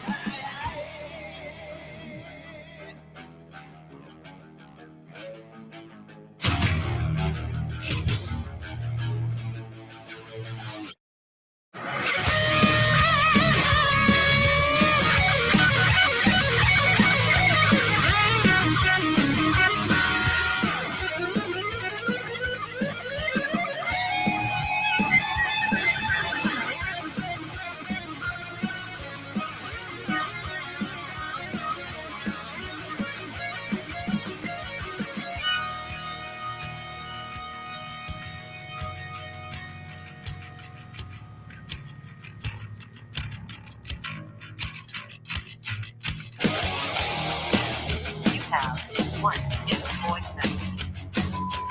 I know you're there. Answer your phone. You think you can just get away? You are crazy if you think I'm just gonna make this easy on you. I just want to be with you all the time. No, I'm not going anywhere. You're my man, and I'm your fucking bride. She comes tonight. Run for your life. The devil's bright. If you live or die, run for your life. The devil's bright.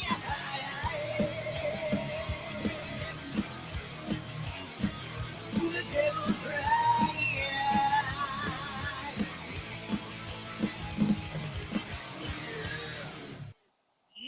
Yeah. I'm sitting over here. You seen me in the lobby. I know what else. I'm sitting over here rocking the heck out, hoping I don't hit my microphone singing, "Run for your life." Oh, I love it. I love it. So, like you said, this whole, the image, how did you, and I know because you told me this story a year ago, but for those that are just, Mr. Barry goes, freaking awesome. But for those that are, just seeing y'all for the first time or hearing about you from the first time, how did the Lion Court image come about? Because that's badass. I mean, it's just badass. I'm just saying. Well, I'm a big fan of everything Victorian. I was raised by my grandmother, and she was a huge fan of it. All of our houses were decorated like it. I mean, I don't know if you guys can tell, but like the wallpaper I have, it's all Victorian in my house. I didn't really notice that, but now that you mention it, you're right. Yeah, so like I have like one side's all red and gold Victorian, this side's gold. All my entire house is pretty much themed after Victorian era homes, like the color schemes and things like that. So it's always been a huge part of my life. And then when it came time to start this band, one of my favorite novels ever was Interview with the Vampire by Anne Rice. And in her novel, one of the characters is Lestat de Lioncourt. And that's where I got the name from. Basically like, this is the coolest book I've ever read. And then seeing the movie when I was a little kid, I was like, this is the coolest movie I've ever seen. Vampires are awesome. They're pretty awesome. I think that, we can all agree that vampire films do well. Everybody's a big fan, right? Yeah. And then one of my favorite records ever was, Shout Out the Devil by Motley Crue. So I've always been a big fan of heavy imagery. Wearing makeup and eyeliner and all that stuff has always been like part of what I've done in rock music. But then when I started this band, I wanted to take it, punch it up. So when I started Lion Court, I had the idea like, hey, I want this to be super macabre. I'm going to write about, the supernatural themes, so that's why all the song titles have that type of like really dark, heavy imagery: Haunted, Porcelain Bones, Devil's Bride, whatever the case is, Kiss to Kill. It's like, it's all themed after, kind of like this idea of, the macabre and heaviness and just fucking filthy hard rock. It's a full package, everything's connected. It's a full package. Yeah. So when it came time to coming up with imagery for it, I just took all the things that I love, right? Like Victorian stuff and hard rock and heavy metal, and just threw it in a blender. And then, I think it's when we shot the Porcelain Bones video, I just rolled up on set with, that vest, that, Victorian style vest. And then that kind of like kicked it all off, where like the rest of the guys were like, fuck, like, yeah, dude, that's the look. And so everybody started kind of doing it, and we all collectively just kept adding more and more shit to it as time went on. So it's part of the Lion Court DNA, man. It's hard rock, heavy metal, big hooks, driving, rhythms, and then having that, macabre imagery to kind of like, blend the two things in our own way. We're not doing anything the other bands haven't done before us. We're just doing our own fucking spin on something that I love. Right. Yeah. Right. Which is the hard rock. Yeah. Absolutely. So, I mean, if anybody that's going to come to the shows now, they're going to see that. They're going to see a different version of that. I don't want to say it's 2.0.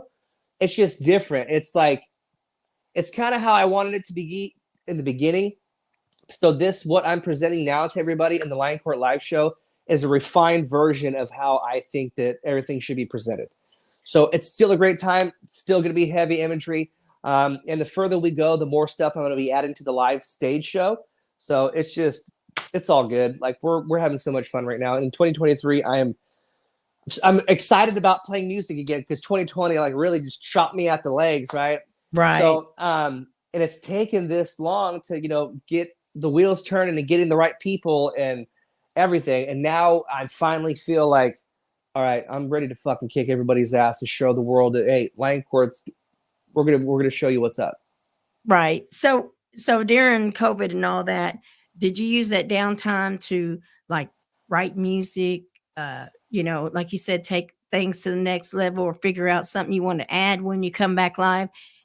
How did you use your downtime as far as the bad COVID time? Yeah. So I wrote one of the Lioncourt songs. I wrote. It's called Pray. I wrote and recorded that during the pandemic. I wrote The American Scream during that same time. Those are just the songs they're put out for people to hear. But all in all, during the pandemic, I wrote over 40 songs. So you stayed busy. Oh yeah, I mean, utilized that time big time.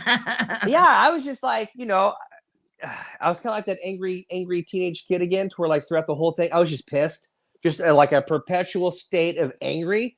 And so like every time I sat down and picked up my guitar, I had a new riff and a new idea, and I was just recording nonstop. I mean, and it wasn't like every song was a banger. It was Right. like, out of the 40, I probably had 4 songs that I would actually record and present to everybody as a Lioncourt song. The rest of them were just cathartic to help me get through like, this fucking sucks. Right. So, I was, busy. Yeah. I mean, at that time I had a newborn son. I mean, now he's 3, but at the time he was a couple months old when all that started. So, I mean, you're juggling all these things simultaneously, as like everybody else did, like I'm sure that you did. So I just picked up the guitar, man, and just kept writing riffs and coming up with different, ways of dealing with those frustrations. I mean, I'm pretty sure there's songs in there that are, I can think of one song. It kind of sounded like The Cult, which is a great band, and I love The Cult.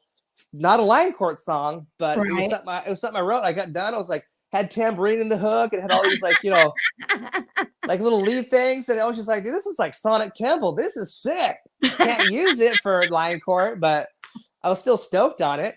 But it's just like finding those little, the silver lining in the shit sandwich, if you will, to really, help you get you through it. Right. Well, I can't wait to hear the new album. And because I mean, everything that you're releasing, I mean, I could sit there and listen to over and over and over. So knowing that you took that time and all the frustration, and I'm sure there was some sad times, some pissed times, some whatever times, and you put all that into the music. I can just imagine what your next album is going to be like. Dude, Well, it's going to be sick. I hope everybody's stoked on it. I'm It's going to do my best. sick. I mean, I'm going to hopefully rise to the expectations. I mean, I'm not gonna pee on myself, but I'm fangirl and going, I want a copy, I want it autographed, and it's going up on the wall of fame. You're flying out to California. It's gonna be a busy day. I've been wanting to go to Cali anyway, and I've got people out there that's been like, hey, you need to come visit. So I guess that just adds to it, We just it's not as bad as the internet says. Right. So. Well, I mean, I've got like a lot of bands I've interviewed. They were like, man, if you ever come, you can just crash here. We'll take you and show you the sights. And I'm like, okay. And I was going to do it last year, and COVID hit, and and like Michelle, she's always asking me, go to Cali with us. She's got friends in Cali. And I'm like, well, we'll see. So, Michelle, I guess we need to go to Cali and see Lioncourt when he drops this humongous thing. It's going to be fun. It's not going to suck. It's not going to suck. So, what is your guitar. Also play guitar. When did you start playing? What age were you when you picked up the guitar? And what is your guitar and amp of choice? Okay, so the answer to the first question, I was 10 when I started playing guitar. I actually was given it. My aunt had a friend that was having a yard sale. I was visiting my aunt in San Diego. She said, "Where are you playing February 24th or 25th?" I don't know, but I'll let you know. She said, because the Throbs are playing the Whiskey on the 23rd, and I think it is, and she's planning on getting a crew and coming up there.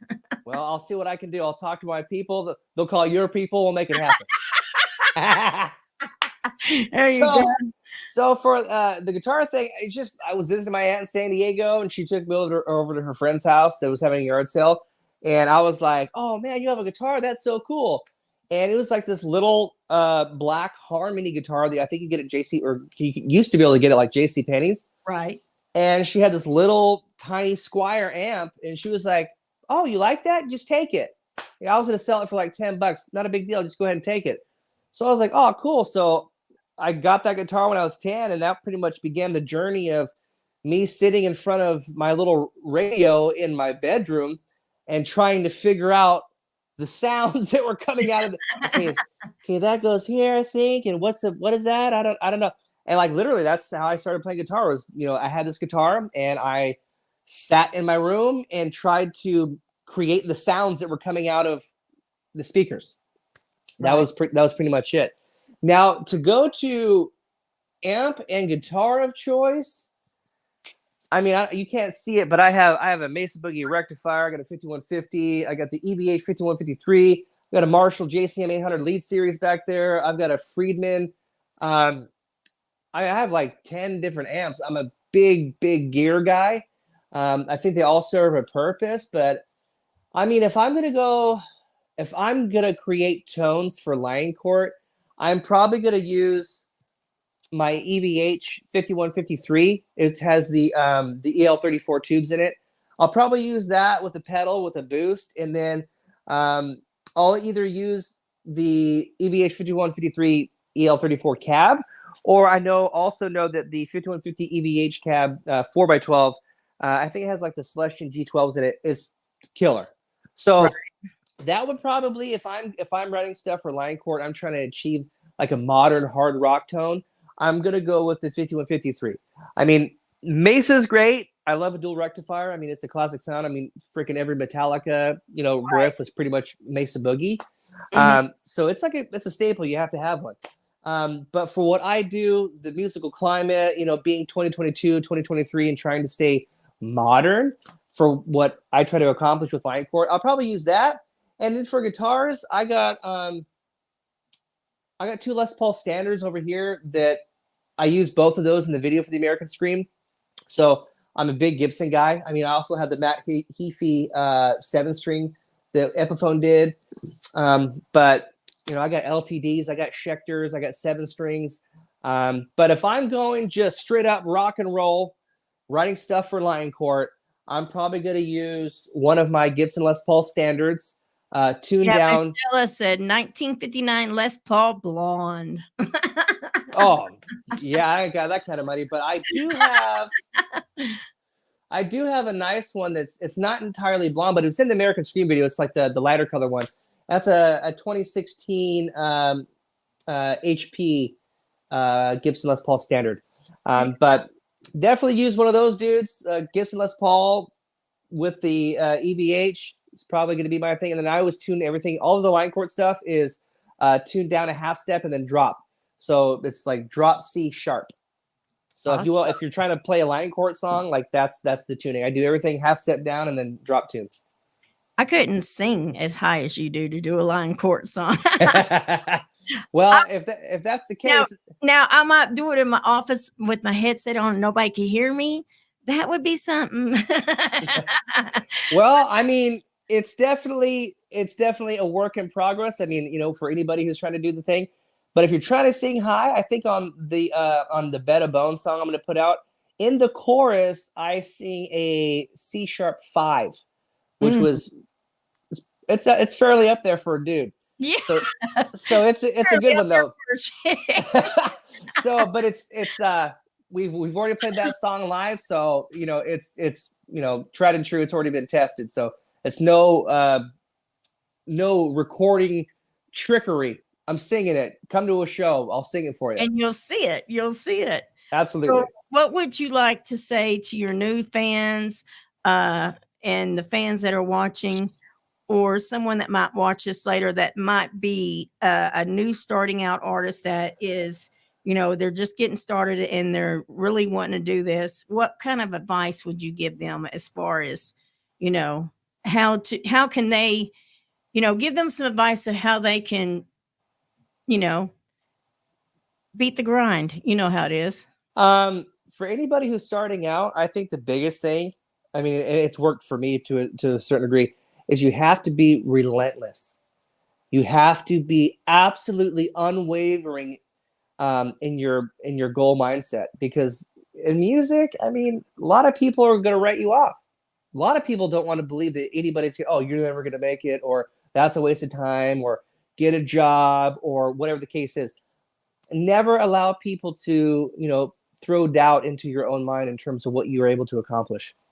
If you want to play guitar, play the fuck out of it. I mean, literally sit in your room, skip going out, skip doing all the shit. Don't play video games. That's a waste of fucking time. Right. Play an instrument, go to the gym, like do something physical. I mean, read a book, something. But if you're an aspiring musician, have the courage to follow the path, because you are going to be met with tons and tons of doubt from the people that are close to you, the people that you're going to think are going to be there to like really, have that rally cry and support you and push you through. I have found that often isn't the case. Most people are kind of like, oh, that's cool. And then like a year later, like, you're still doing that? Right. So, I mean, if you're going to be a musician or a songwriter, you have to be a self-starter. Like no one should be having to tell you that you got to go practice or you got to go pick it up. It's like, it's in you or it is not. And if it is, go do the work. Be able to be the guy when you step on, or the gal, when you step on stage, you can do exactly what you were there to do. And don't rely on trickery of like recordings or the way that things can be done today. Put in the work, be good, be proficient at what you do. Be proud of what you're doing, whether that's singing or playing an instrument. But be relentless. Be absolutely relentless. Michelle said, since I heard Devil's Bride, I felt like Calico Cooper could be singing a duet on that one with them anytime. I guess she thinks it would be epic, if I'm down. Yeah. She's like, that would be sick. Let's go. Yeah, Michelle, your people, contact her people and have them get in touch with him. You got connections, girl. Make it happen for the dude. He deserves it. Yeah, call up your buddy old Cooper there. So, David, thank you so much for coming on. It's been great catching up. Be sure and, when you get ready to release that exciting stuff, even if you can't release it, but it's really going to happen, send me a message so I can plan. I can do that. Because I will, if I come, it'll be from Arkansas. So I will be traveling. All right.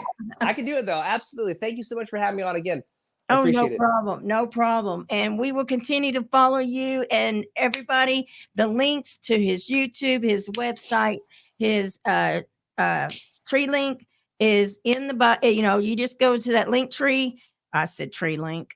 You go to that link tree and everything's right there in that one spot. I mean, it's got everything right there and it'll show you wherever you want to find. But make sure you subscribe to his YouTube, his Facebook. Let's go. Everybody, it's super easy. Just go to Lion Court Official on Facebook, Instagram, and YouTube. Lion Court Official.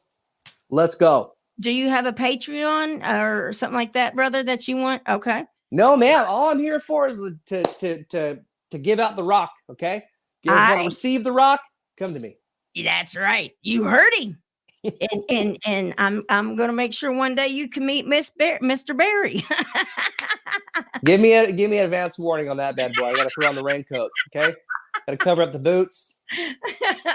These are real snakeskin, okay? Oh, David, it's so good to have you back on, brother. Thank you so much. Keep being Appreciate badass and keep putting out the awesome music. And we look forward to what's to come for Lioncourt. And we'll get you on here at a later date and get some updates. Oh, he said, yes, sir. It will be a blast. Oh gosh, gotta love him. He's in Louisiana, so there you go. Well, Mr. Barry, Mr. Baby Louisiana. Thank you. Yeah, we got to get you down there too. All right, brother, we're gonna let you get off here, but we love you, and you keep being a badass and keep doing you, bro. And we look forward to what's next, babe.